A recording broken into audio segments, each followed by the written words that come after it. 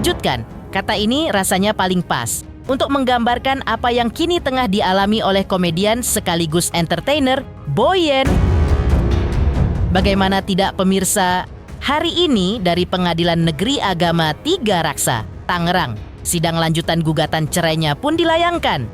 Sidang ini pun kabarnya menjadi persidangan kedua yang dilakoni Boyen dan pria yang akrab disapa Ezel tersebut, sekaligus membuka tabir yang selama ini banyak menimbulkan pertanyaan soal alasan dibalik Boyen memilih mengakhiri biduk rumah tangga yang terbilang baru seumur jagung tersebut. Lantas pemirsa, seperti apakah baik pihak Boyen angkat bicara soal kabar persidangan ini? Dan lalu seperti apakah pula angkat bicaranya pihak Boyen mengklarifikasi pernyataan kuasa hukum Ezel yang sebelumnya sempat mengungkap kalau biduk rumah tangga kliennya masih berjalan baik-baik saja. Pemirsa, bersama Intens Investigasi, kami hadirkan kabar terkini, terpercaya, dan teraktual. Tetapi sebelumnya, jangan lupa untuk like, subscribe, dan juga share channel YouTube ini.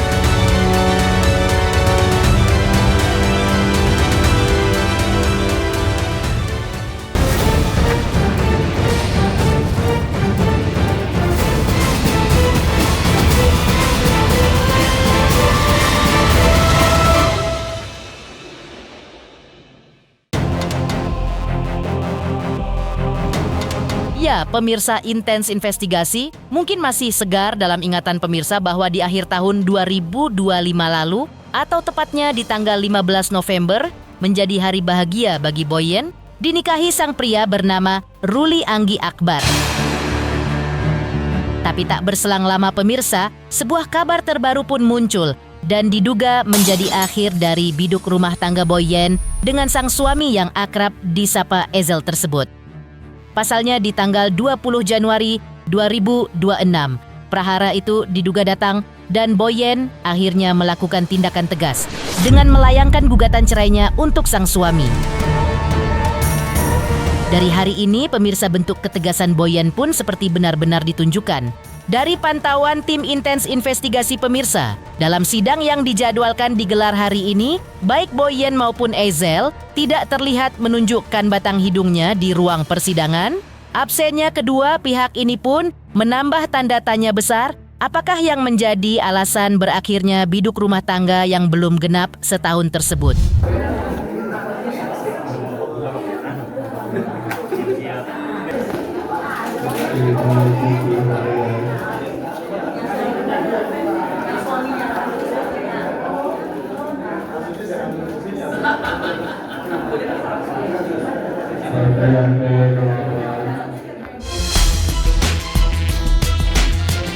Usai jalannya sidang, pihak Boyen akhirnya angkat bicara kepada awak media dan memberikan penjelasan detail terkait apa saja yang terjadi di dalam ruang sidang dan apa saja hal yang dibahas di sana. Lantas, seperti inilah ungkapan kuasa hukum Boyen. Jadi hari ini memang prinsipal ya dari klien kami, Mbak YR tidak hadir, dan memang hari ini dari tergugat juga belum hadir dan akan dipanggil lagi sesuai tanggal, nanti tanggal 24 Februari dipanggil lagi. Semoga datang ya biar jelas semua, dan kemungkinan akan dilanjutkan ke mediasi kalau hadir.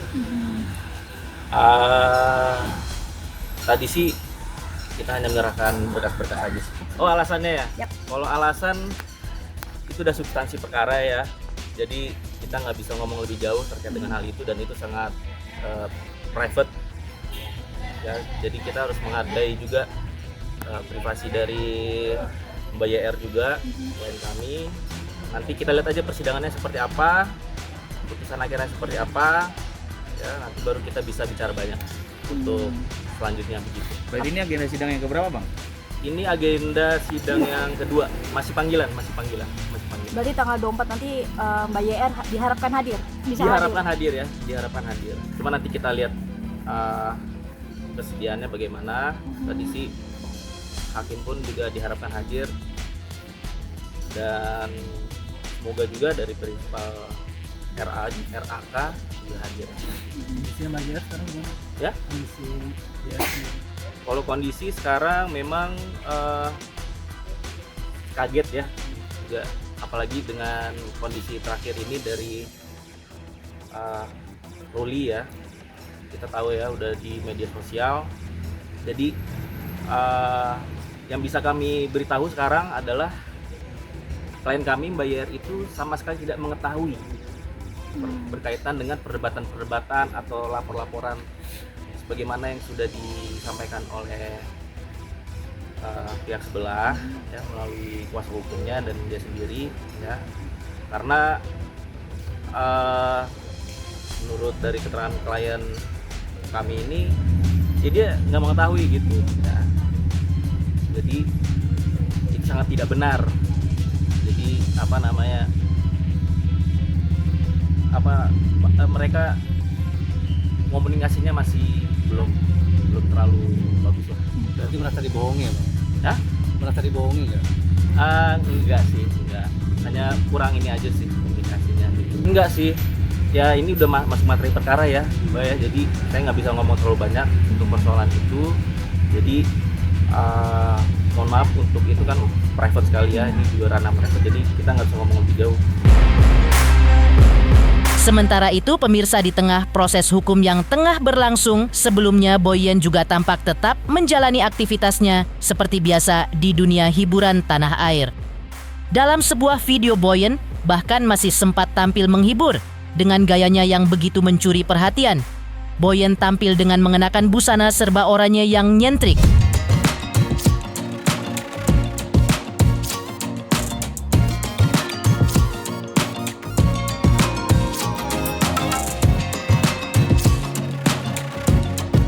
Dan kembali pada momen sebelumnya, pemirsa, kabar dari prahara rumah tangga yang dialami Boyen sempat dikonfirmasi oleh Humas Pengadilan Agama Tiga Raksa, Tangerang. Bahkan sidang pertama menurutnya pun sudah digelar pada tanggal 27 Januari 2026 lalu. Pertanyaannya, apakah sudah benar, sudah masuk katanya? 1 dan 2 memang pertanyaan ini satu jawaban, yaitu ada tanggal 20 Januari 2026 telah terdaftar atas nama JR dan RAK. Terus kemudian sidang pertama kemarin hari Selasa tanggal 27 bulan Januari 2026. Terus kemudian gugatan itu ranah majelis ya, kami tidak bisa menginformasikan. Yang menggugat siapa? YR ya. Yang menggugat YR. Nah, YR penggugat. Yang Ya. mendaftarkan gugatan waktu itu siapa? Kami nggak sampai detail begitu ya, karena pertanyaannya begini, jadi kita cukup dari sistem informasi perkara dan ketua majelis. Itu aja ya mungkin ya. Berbeda dari pernyataan Humas sebelumnya, adanya menjawab kabar ini, pihak kuasa hukum Ezel pun enggan menanggapi hal tersebut. Ia menambahkan, kalau sepengetahuannya komunikasi antara Boyen dengan kliennya itu baik-baik saja. Namun saat disinggung, apakah keputusan Boyen untuk menggugat cerai suami ada hubungannya dengan kasus ini? Lagi-lagi pihak kuasa hukum enggan menanggapi. Ia mengaku masih menunggu dan akan berbicara jika sudah mendapatkan info lebih lanjut. Tapi abang udah diminta untuk jadi kuasa hukumnya dalam permasalahan cerainya atau belum sih bang? Belum bisa kita tanggapi karena kita belum tidak bisa menyatakan ada panggilan kalau belum mendapatkan surat resmi. Maksudnya abang udah kuasa. Belum bisa kita tanggapi.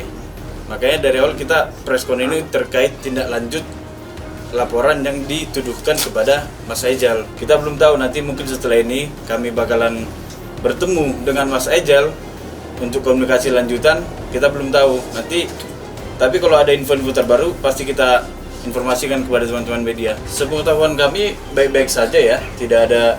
Intinya informasi terakhir kami pada saat bertemu dengan Mas Ejal itu rumah tangganya baik-baik saja menurut informasi Mas Ejal. Jadi makanya tadi kembali kami sampaikan terkait panggilan apapun belum bisa kita klarifikasi dan belum bisa kami konfirmasi seperti itu.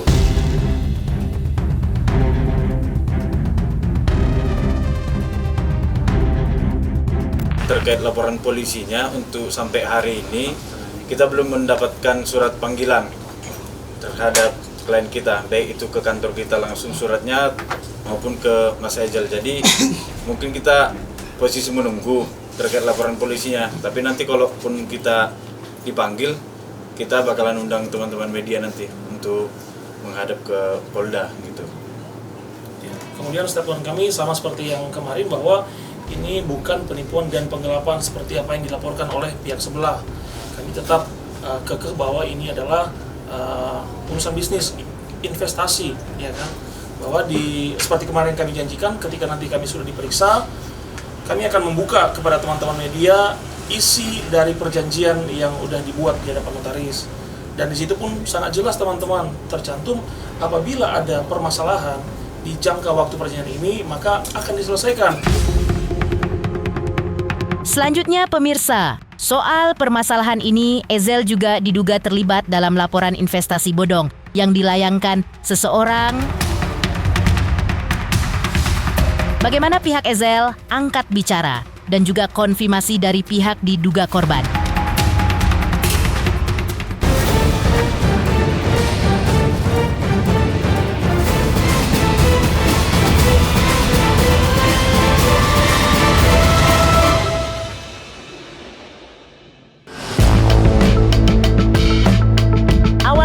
Permasalahan ini sepertinya memang berawal dari pihak suami Boyen yang dalam hal ini menjanjikan skema investasi dengan sistem bagi hasil bulanan dengan nilai minimal 6 juta rupiah per bulan yang modal awalnya dikucurkan oleh diduga korban dalam permasalahan ini. Namun pada praktiknya, pembayaran keuntungan tersebut disebut hanya terrealisasi sebanyak 4 kali dan terhenti sejak Januari 2024. Situasi inilah yang akhirnya membuat pihak korban memilih jalur laporan polisi sebagai langkah terakhir untuk mencari kejelasan dan keadilan. Pihak kuasa hukum korban dalam hal ini juga menegaskan akan menyeret Ezel dengan 2 pasal sekaligus, yaitu pasal 492 dan pasal 486 dengan ancaman 6 tahun penjara. Pasal 492 dan pasal 486. Ancamannya berapa, Bang? Ancamannya 4 tahun. Bukti yang kami serahkan yang pertama adalah proposal daripada pihak RAA, dan kedua adalah bukti transfer dan yang ketiga berupa perjanjian ya, seperti itu. Total kerugiannya total keseluruhan itu kurang lebih 300 juta.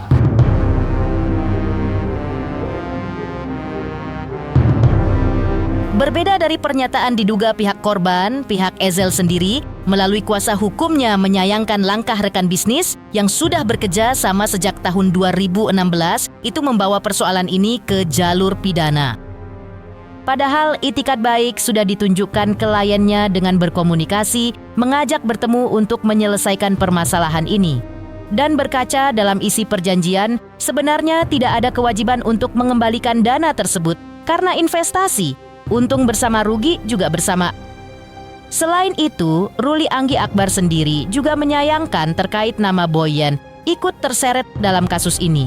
Karena istrinya itu tidak tahu apa-apa dan ini murni masalah dirinya. Setelah berita ini viral, klien kami, Mas Ejal, sudah menghubungi pengacara dari pelapor. Pak siapa? Itu kita katakan siapa? Sudah dihubungi bahwa sudah ada itikat baik dari klien kami menyatakan, Pak, ini sedang berjalan, terkait profit nanti akan segera dikembalikan. Bahwa memang sekarang tidak profit, apa yang perlu diserahkan oleh klien kami, seperti itu. Tadi pertanyaan bahwa apakah sudah ada niat baik sebelumnya ya dari Mas Ezel. Jadi Mas Ezel ini sudah menghubungi sebelumnya di 17 September 2024 kepada pelapor. Bahkan 7 September 26 September 2024, kemudian 10 November 2024. Jadi sudah ada sebenarnya komunikasi, bahkan juga kepada ibu pelapor untuk bertemu menyelesaikan. Sebenarnya kalau kita lihat di dalam perjanjian tidak ada juga kewajiban untuk mengembalikan. Ini kan investasi, untung-untung bersama, rugi-rugi bersama. Nah itu, tapi Mas Eza sendiri pun berniat, oke, meskipun di klausul perjanjian ini tidak ada, maka saya bersedia untuk mengembalikan kerugian yang dimaksud. Cuma pelapor ini tidak mau untuk bertemu.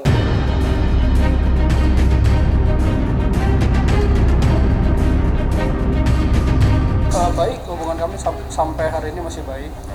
Karena dari awal kita pacaran sampai akhirnya kita menikah, semua saya cerita sama beliau. Saya cerita dari A sampai Z itu dia tahu semua.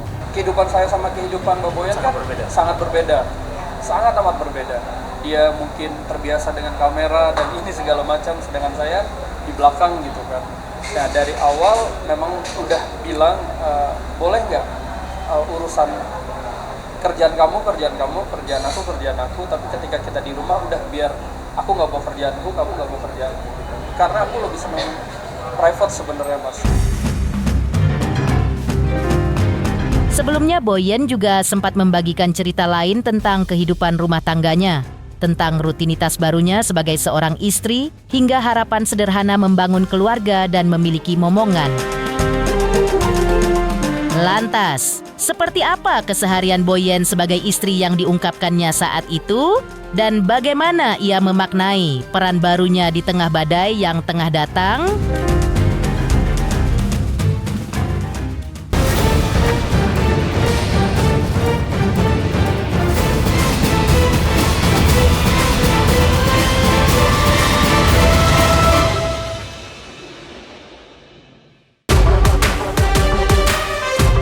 Sebelumnya atau pada bulan November 2025 lalu, Boyen juga sempat membagikan cerita hangatnya soal rencananya ingin memiliki anak di tahun ini. Boyen pun menceritakan perubahan kecil dalam kesehariannya sejak menikah. Hal-hal yang dulu ia lakukan sendiri, kini menjadi rutinitas berdua.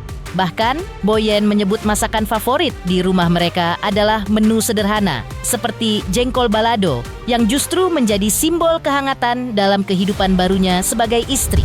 Iya doain aja ya, mudah-mudahan di tahun depan saya dapat momongan gitu kan. Perbedaannya apa Kak Boyen? Perbedaannya ya saya bangun pagi bikin kopi. Kopinya kan biasanya 1, sekarang 2. Terus saya mikir belanja ya kan, mau masak apa nih gitu. Biasa kan saya pesan-pesan aja kan. Tapi ada favorit dari suami? Jengkol balado. Pemirsa Intens Investigasi, jangan lupa saksikan terus Intens Investigasi. Dan pastikan jangan lupa untuk like, subscribe, dan juga komen. Terima kasih juga atas kesetiaan pemirsa atas pencapaian jumlah subscriber yang kini menuju 4 juta subscriber channel Intens Investigasi.